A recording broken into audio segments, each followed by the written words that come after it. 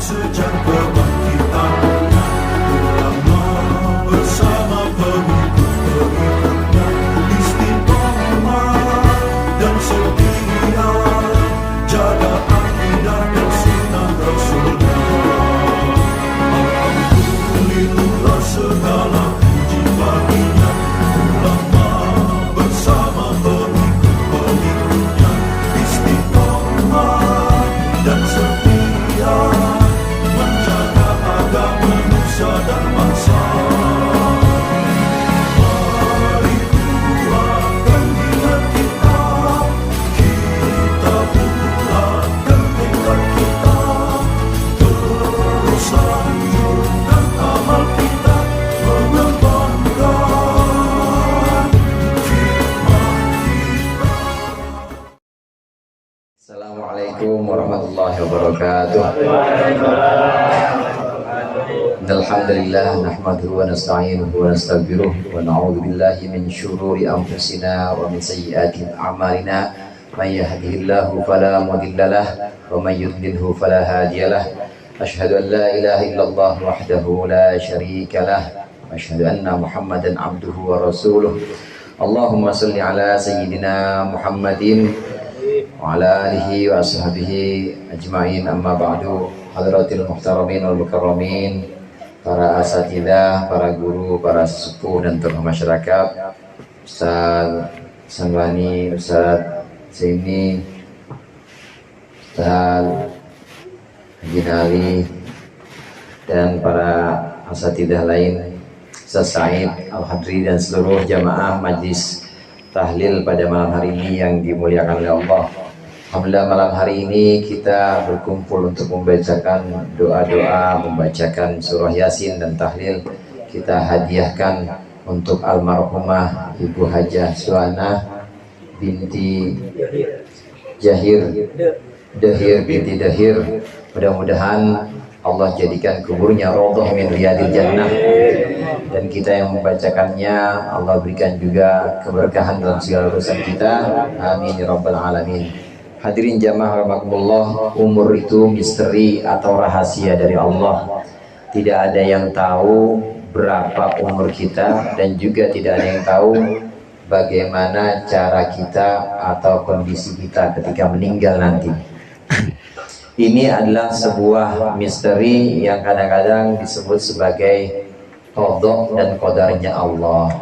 Qadha dan qadarnya Allah ini termasuk rukun iman yang terakhir, rukun iman yang keenam, yaitu iman kepada takdir baik dan buruknya semuanya dari Allah Subhanahu wa taala. Saking ini misterinya, maka pada saat itu hadirin, Al-Kisah disebutkan juga dalam Al-Quran, kisah tentang Musa, dua Musa. Ada seorang yang namanya Musa bin Imran, dan ada satu lagi namanya Musa Samiri. Dua-duanya sama-sama Musa, dan dua-duanya ada dalam satu barisan, yaitu barisan Bani Israel, kelompok yang sama-sama melawan Fir'aun pada waktu itu. Jadi satu kelompok, satu kubu, ada dua nama, yaitu Musa bin Imran dan Musa Samiri. Musa bin Imran ini yang kita kenal nanti sebagai Nabi Musa, inilah orang yang sejak kecil dididik oleh Fir'aun dengan pendidikan putra-putra raja.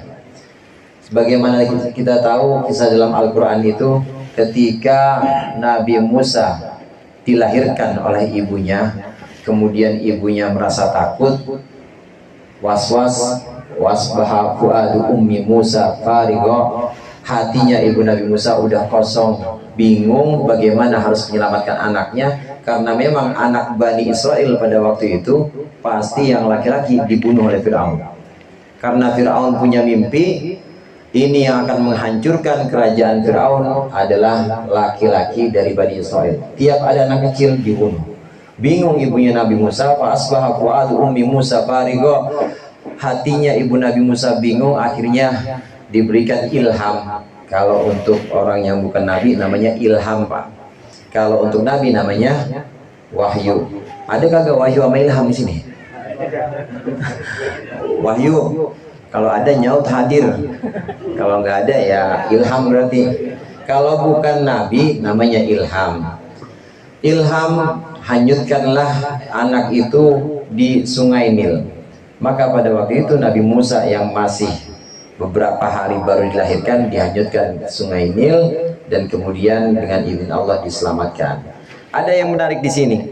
Nabi Musa itu hadirin di Musa kecil ini dibuang ke sungai Nil, ditempatkan di satu tempat yang dengan harapan bisa selamat. Ini kemudian tetap dibuntutin, jadi tetap diawasin siapa kira-kira yang nanti bakal nemuin bayinya.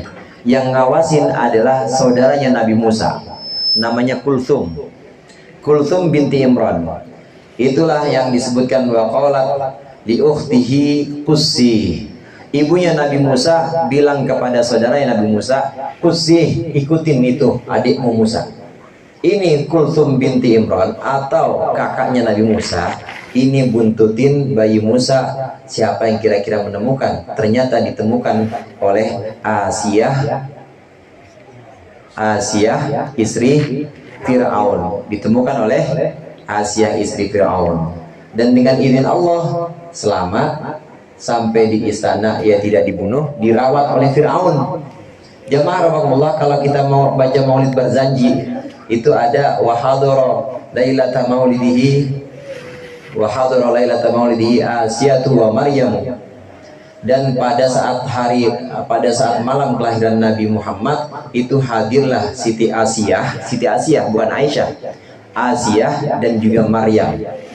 Dan satu lagi menurut riwayat yang hadir juga Kulthum. Tadi Kulthum saudaranya siapa saudara? Saudaranya Nabi Musa. Ini adalah Kulthum ini saudara Nabi Musa. Ini adalah 3 perempuan yang saat malam kelahiran Rasulullah hadir datang di sisi Aminah binti Wahab, di sisi ibunda Nabi Muhammad. Ibunda Nabi Muhammad menahan rasa sakitnya karena ingin melahirkan Nabi Muhammad SAW. Datanglah 3 orang ini dengan perempuan-perempuan dari surga. 3 orang ini adalah Asiyah, Maryam dalam berjanji.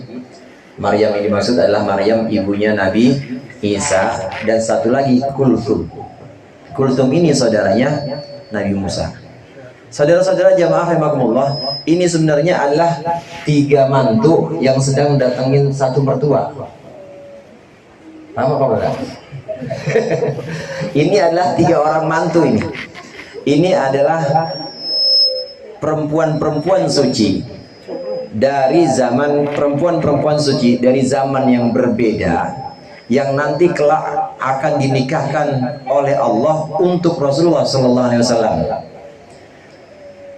Kanjeng Nabi Muhammad Sallallahu Alaihi Wasallam mengatakan bahwa nanti di surga Allah akan menikahkan aku dengan Asiyah istrinya Fir'aun, Maryam ibunya Isa, dan dengan Kulthum saudaranya Nabi Musa, saudara Nabi Musa. Ini begitu Siti Aminah ingin melahirkan, udah ditungguin. Ini calon saya, ini calon saya di surga, yaitu Nabi Muhammad Sallallahu Alaihi Wasallam. Maka tadi saya katakan itu sebenarnya 3 orang mantu lagi silaturahim, lagi nungguin kelahiran calonnya. Kok bisa Ustaz begitu? Ya bisa, karena yang terjadi segala sesuatu yang sifatnya mungkin di sini sesuatu yang sifatnya tidak mustahil, itu dengan izin Allah pasti bisa. Dan nanti di surga memang 3 perempuan suci itulah dengan jasa-jasanya ini dinikahkan oleh Allah dengan Nabi Muhammad Sallallahu Alaihi Wasallam nanti di surga. Kembali ke Kulthum. Kulthum ini saudara Nabi Musa. Nabi Musa, singkat cerita, Nabi Musa dirawat oleh Fir'aun, dididik, dipelihara sampai akhirnya besar, kuat, dan menerima risalah dan menerima kenabian. Akhirnya diutus oleh Allah, diperintahkan oleh Allah untuk mengajak Fir'aun. Yang ngajak ya ujung-ujungnya ngelawan juga. Kenapa ngelawan? Karena Fir'aunnya Allah diajak. Akhirnya musuh juga kepada Fir'aun, Fir'aun juga musuh kepada Nabi Musa. Yang tadinya dirawat oleh Fir'aun, yang tadinya dididik oleh Fir'aun, malah jadi nabi. Tapi ada satu Musa lagi namanya Musa Samiri. Musa Samiri ini orang yang memang tahu malaikat Jibril kapan datang ke bumi. Dia tahu ciri-cirinya dan dia juga bisa melihat malaikat Jibril. Di antara peristiwa yang dilihat oleh Musa Samiri ketika malaikat Jibril naik kendaraan kuda, dilukiskannya kuda. Nah, kemudian bekas dari telapak kaki kuda ini, pasir yang diinjak ini kemudian diambil oleh Musa Samiri. Ini pasir bukan sembarang pasir nih, kata Musa Samiri, diambil. Pada waktu itu ketika Fir'aun ingin menyusul atau ingin mengejar pasukannya Nabi Musa masuk ke dalam Laut Merah karena sudah dibelah oleh Nabi Musa.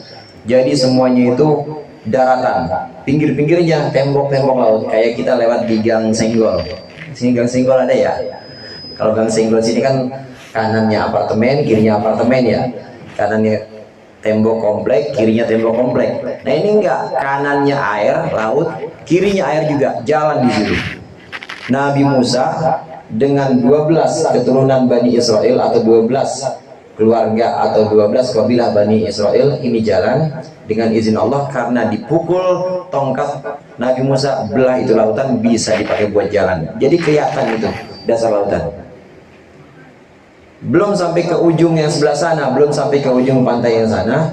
Ini Musa Samiri lihat pertama, Nabi Musa Samiri lihat ada bekas telapak kaki yang diinjek oleh malaikat Jibril. Karena memang yang ini saudara, yang menggiring umat Nabi Musa masuk ke laut itu malaikat Jibril, biar ikut semuanya, dan juga supaya Fir'aun ngikut masuk, supaya Fir'aun ngikut masuk. Nanti begitu udah sampai ke ujung yang sebelah sana, pantai yang sebelah sana, Nabi Musa udah selesai, Nabi Musa udah sampai di daratan, Fir'aun masih di dalam lautan, pukul tongkat itu Nabi Musa, jadi itu Fir'aun sama pasukannya lelap semuanya.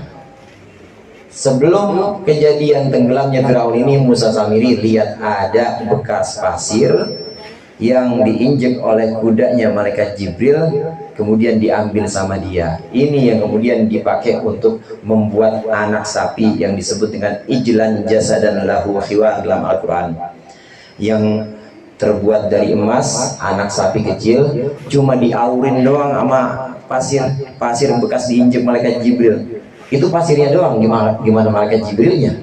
Pasir bekas diinjek itu bisa bikin patung itu goyang. Patung itu bisa geleng-geleng kepalanya, kiri kanannya, begitu doang sih emang, geleng kiri geleng kanan. Bilang Musa Samiri kepada umat Yahudi atau Bani Israel itu, dia bilang, wahai saudara-saudaraku Bani Israel, ini Tuhan kalian, ini sapi ini Tuhan kalian, Tuhannya Musa dan Tuhan Harun, maka sembahlah dia.